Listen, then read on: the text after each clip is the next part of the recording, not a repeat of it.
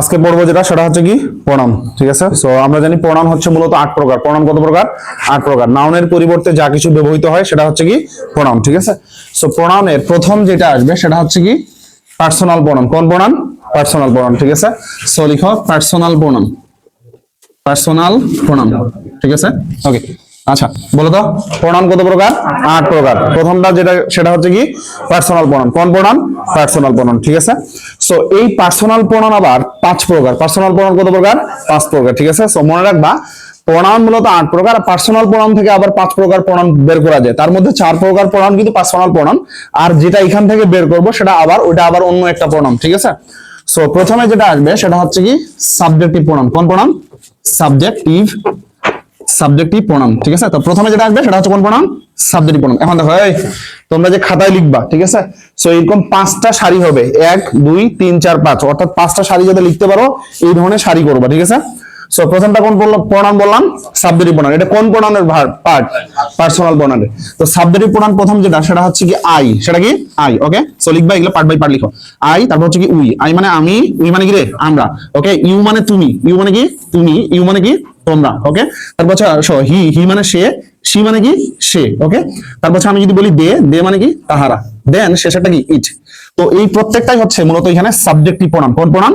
Subjective pronoun. এটা একটু মনে রাখবা, এগুলো হচ্ছে সাবজেক্টিভ প্রনাউন। ঠিক আছে, সো লিখে রাখো এগুলো সাবজেক্টিভ প্রনাউন। সাবজেক্টিভ প্রনাউনের যে প্রথম দুটো আছে একটা হচ্ছে আই এবং উই, এটা হচ্ছে ফার্স্ট পারসন। কোন পারসন? First person. দ্বিতীয় যেগুলো আছে সেটা হচ্ছে কি সেকেন্ড পারসন। আর পৃথিবীর যা আছে সবগুলো কোন পারসন? Third person. তার মানে প্রথমে ফার্স্ট পারসন, তারপর হচ্ছে সেকেন্ড পারসন, তারপর হচ্ছে কি থার্ড পারসন। ঠিক আছে, সো এগুলো মূলত সাবজেক্টিভ প্রনাউন। এখন এদের নাম কেন সাবজেক্টিভ প্রনাউন বা এগুলো কেন সাবজেক্টিভ প্রনাউন? ঠিক আছে, সো লিখো একটু দ্রুত লিখো। ওকে, এখন এর ব্যবহারগুলো শিখবো একটু। লিখে নাও। তো এগুলো মূলত হচ্ছে সাবজেক্টিভ প্রনাউন। এখন দেখো সাবজেক্টের কাজ কি? সাবজেক্টের মূলত কাজ হচ্ছে ভার্বের সাবজেক্ট হিসেবে বসে। ভার্বের কি হিসেবে বসে? সাবজেক্ট হিসেবে বসে। তো সাবজেক্টিভ প্রনাউনের কাজও তেমন ভার্বের সাবজেক্ট হিসেবে বসে। তাহলে মনে রাখবা প্রথমে সাবজেক্টিভ প্রনাউনের যে কাজগুলো সেগুলো হচ্ছে কি ভার্বের সাবজেক্ট হিসেবে বসে। ভার্বের কি হিসেবে বসে? সাবজেক্ট হিসেবে। তার মানে মনে রাখবা ভার্বের সাবজেক্ট হিসেবে বসে। ভার্বের সাবজেক্ট হিসেবে বসে। তাহলে সাবজেক্টিভ প্রনাউন কি হিসেবে বসে? কথা বলবো। সাবজেক্টিভ প্রনাউন কি হিসেবে বসে রে? ভার্বের সাবজেক্ট হিসেবে। কি হিসেবে? ভার্বের সাবজেক্ট হিসেবে। ঠিক আছে, এটা একটু মনে রাখিও। এখন দেখো এখানে একটা কথা আছে। ধরো এইখানে একটা বাক্যের মধ্যে তুমিও আছে, অর্থাৎ ইউ আছে, আমিও আছি, আই আছে, আবার হচ্ছে হি অথবা সি এটাও আছে। তার মানে কয়টা পার্সন পাইলাম? ফার্স্ট পার্সনও পাইছি, সেকেন্ড পার্সনও পাইছি, থার্ড পার্সনও পাইছি। পাইছি কিনা? ওকে, তো এই ধরনের যখন বাক্য চলে আসবে তখন তুমি বাক্যটাকে কিভাবে সাজাবা? তখন তোমাকে একটা সিকোয়েন্স মেনটেন করতে হবে। কি মেনটেন করতে হবে? সিকোয়েন্স মেনটেন করতে হবে। সেটা হচ্ছে কি 2 3 1। সেটা হচ্ছে কি রে? 2 3 1। তাহলে মনে রাখবা যদি বাক্যের মধ্যে 3টা পার্সনই চলে আসে তাহলে 2 3 1 অর্থাৎ 231 এই সিকোয়েন্স মনে রাখতে হবে। 2 3 1 কি বললাম? 2 3 1। শোনো এখন কথা বলি একটা। এটা সাবজেক্ট হিসেবে থাকলেও এই সিকোয়েন্স ফলো হবে, অবজেক্ট হিসেবে থাকলেও কি এই একই সিকোয়েন্স ফলো হবে। ঠিক আছে, তাহলে 2 3 1 কি বললাম? 2 3 1। 2 তো হচ্ছে কি সেকেন্ড পারসন, 3 তো হচ্ছে কি থার্ড পারসন, আর 1 তো হচ্ছে কি রে ফার্স্ট পারসন। এখন দেখো, ধরো তোমাকে আমি যদি বলতাম আমি তুমি ও সে ছাত্র। আমি তুমিও সে গিরে ছাত্র, তাই না? এই কথাটা আমি বললাম, আমি তুমিও সে ছাত্র। এখন বলো তো এখানে কে কে আছে? আমি আছি ফার্স্ট পারসন, আমি কি ফার্স্ট পারসন মানে 1, তারপর তুমি হচ্ছে কি সেকেন্ড পারসন 2, আচ্ছা সে হচ্ছে কি হি অথবা সি, তার মানে ধরে নিলাম হচ্ছে হি, তারপর এটা কোন পারসন? Third person. তার মানে দেখো তো 1 2 3 পাইছি, কিন্তু আমি যখন ইংরেজি বাক্যে লিখবো তখন কি 1 2 3 লিখবো না 2 3 1? 2 3 1। তাহলে 2 কোনটা? তুমি। তাহলে আচ্ছা প্রথমে লিখবো আমি ইউ।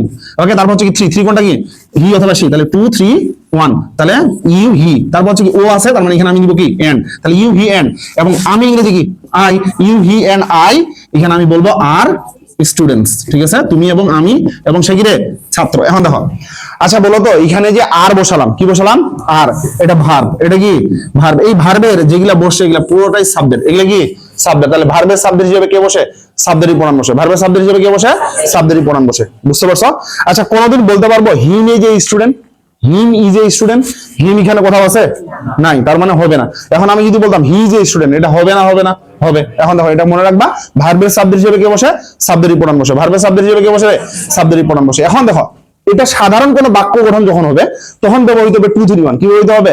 2 3 1। কিন্তু যদি অপরাধ বুঝায়, যদি কি বুঝায়? অপরাধ বুঝায়। এখন দেখো, ধরো কারো অপরাধ বুঝাচ্ছে, অপরাধমূলক কর্মকাণ্ড বুঝাচ্ছে, তখন কিন্তু একটা গিল্টি প্রকাশ করা হয়। কি প্রকাশ করা হয়? গিল্টি বা অপরাধমূলক। এবং এর পোলাইটনেস, মানে পোলাইটলি যদি তুমি এক্সপ্রেশন প্রকাশ করো, তাহলে তোমাকে একটা সিকোয়েন্স ফলো করতে হবে। আগে বলতে হবে আমি অপরাধী, আগে কি বলতে হবে?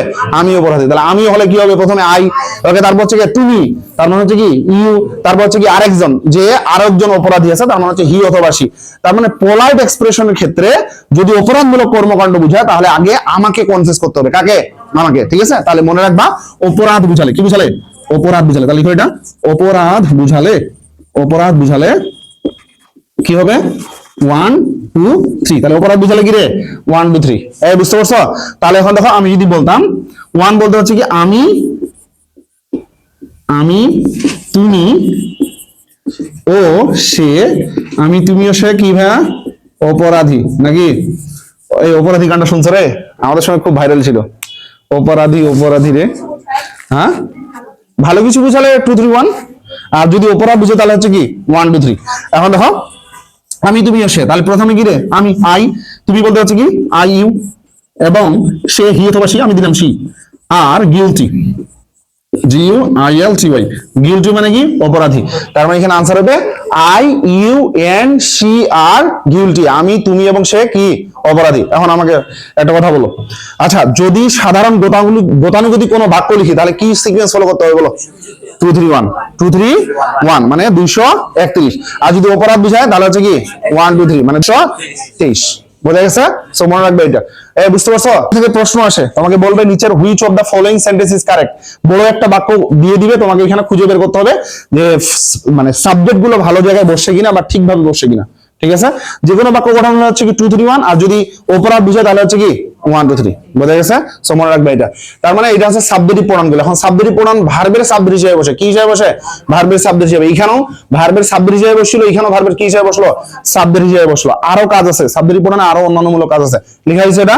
ওকে, এখন দেখো, সাবজেক্টিভ প্রোনাউন ভার্বের সাবজেক্ট হিসেবে বসবে, আবার বি ভার্বের অবজেক্ট হিসেবে বসবে। বি ভার্বের অবজেক্ট হিসেবে বসে, লিখো অবজেক্ট হিসেবে বসে, বি ভার্বের অবজেক্ট হিসেবে বসে। ওকে, তাহলে বলো তো সাবজেক্টিভ প্রোনাউন আবার কি হিসেবে বসবে বলো? বি ভার্বের অবজেক্ট হিসেবে, বি ভার্বের অবজেক্ট হিসেবে। ঠিক আছে? ওকে, এখন বি ভার্ব কোনগুলো বলো তো? এই বি ভার্ব কি বলো? Am is are, was were, am is are, was were, এগুলো হচ্ছে বি ভার্ব। এগুলো কোন ভার্ব? Be verb. তার মানে এখানে আমি যদি বলি এম, তারপর হচ্ছে কি ইজ, আর দেন হচ্ছে কি ওয়াজ এবং were, am is are, was were, এগুলো কি বি ভার্ব। আবার আছে একটা যেটা হচ্ছে ভার্ব 3, সেটা হচ্ছে বিন, সেটা কি বিন, এটা কিন্তু বি ভার্ব। এটা কোন ভার্ব? Be verb. এখন দেখো, আচ্ছা ধরো তোমরা ক্লাসের মধ্যে কেউ যদি বলে কে রে, তুমি অনেক সময় ভাব মারা, আমরা অনেকেই কিন্তু ভাব মারাই বলে, আমি ইটস মি, আমি কি বলি? আমরা ইটস মি। কিন্তু গ্রামাটিক্যালি যেটা, ওটা স্পিকিং এর ক্ষেত্রে তুমি বলতে পারো, কিন্তু গ্রামাটিক্যালি যেটা কারেক্ট, যেটা রিটেন হ্যান্ডে যদি তুমি লিখো, তাহলে কারেক্ট তোমাকে এইভাবে লিখতে হবে, it is I, it is I. এখানে কখনো ইট ইজ মি হবে না। এখন দেখো কেন? আচ্ছা বলো তো, এটা বি ভার্ব না? এটা কোন ভার্ব? Be verb. বি ভার্বের অবজেক্ট হিসেবে কোন প্রোনাউন বসে? সাবজেক্টিভ প্রোনাউন না? বি ভার্বের অবজেক্ট হিসেবে কোন প্রোনাউন বসে? Subjective pronoun. তার মানে তোমাকে এখানে বলতে হবে it is I, it is I. তাহলে ইট ইজ মি না হয় এখানে কি হবে? It is I. এটা আমি, এটা কি আমি। এখন বাক্যের মধ্যে কিভাবে ভার্সিটিতে প্রশ্নগুলো আসবে সেটা হচ্ছে বিষয়। নিচেটা লিখছো? লেখা হয়েছে? ওকে, এখন দেখো, ইট ওয়াজ ড্যাশ হু আর, আচ্ছা who were playing, who were playing in the field, who were playing in the field। ঠিক আছে? ওকে, ধরো এই বাক্যটা বললাম, এখানে আমি বললাম আচ্ছা ইয়োর, ওকে ইয়োর বললাম, বি নাম্বারটা হচ্ছে দে বললাম, সি নাম্বারটা আমি বললাম আই, ডি নাম্বারটা হচ্ছে কি হি। ওকে, এখানে এইভাবে আমি বললাম। এখন দেখো, এখন তুমি এখানে দেখতে পাচ্ছ যে এখানে ওয়াজ হচ্ছে বি ভার্ব। ওয়াজ কোন ভার্ব? Be verb. বুঝো, বি ভার্বের অবজেক্ট হিসেবে কোন প্রোনাউন বসে? সাবজেক্টিভ প্রোনাউন বসে। তাহলে বি ভার্বের অবজেক্ট হিসেবে কোন প্রোনাউন বসে? সাবজেক্টিভ প্রোনাউন বসে। এখন দেখো তো, তোমরা দেখতে পাচ্ছ ইয়োর, ইয়োর কিন্তু সাবজেক্টিভ প্রোনাউন না। এখানে কি কোথাও ইয়োর আছে? না, কিন্তু দে আছে, দে আছে না? ওকে, তারপর হচ্ছে আই আছে, আছে কিনা? হি আছে। আমরা দেখতে পাচ্ছি তিনোটাই হচ্ছে, হচ্ছে কিনা? তখন তোমাকে একটা মাথায় দেখতে হবে যে বাক্যটা পুরোটাই পড়তে হবে যে কোথায় ঝামেলাটা আছে। দেখো, এটা হচ্ছে রিলেটিভ প্রোনাউন। এটা হচ্ছে কি রিলেটিভ প্রোনাউনে ভার্ব। এই যে রিলেটিভ প্রোনাউনে যে ভার্বটা বসে, এই ভার্বটা রিলেটিভ প্রোনাউনের পূর্ববর্তী নাউন অথবা প্রোনাউন অনুযায়ী বসে। এখন আমাকে বলো, হি এর সঙ্গে কোনোদিন ওয়্যার হয়? ভি এর সঙ্গে ওয়্যার হয় রে? আচ্ছা আই এর সঙ্গে ওয়্যার হয় না দে এর সঙ্গে ওয়্যার হয়? দে এর সঙ্গে ওয়্যার হয়। কার সঙ্গে ওয়্যার হয়? দে। তার মানে এখানে বসবে দে, এখানে কে বসবে? দে। তার মানে ইট ওয়াজ দে, এটা ছিল তারা, who were playing in the field, যারা কোথায় খেলতেছিল? মাঠে খেলতেছিল। এই বুঝতে পারছো? তাহলে এখানে আনসার হবে দে। ক্লিয়ার আছে বিষয়? ওকে, সো লিখে রাখো দে। বুঝতে পারছো কিনা?